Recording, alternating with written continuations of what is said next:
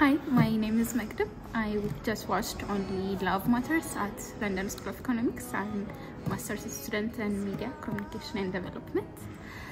So the first thing that came to mind after watching the movie was that it raised a really important topic, and it actually made me think about how many people in the same situation can be in my country back home, which is Ethiopia, a very conservative country, and I don't think I've ever heard about it talked about this in this detail.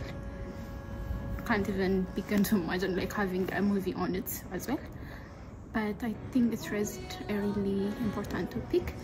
I understand why it was really focused on this topic as well, because it's a topic that has not been discussed as much.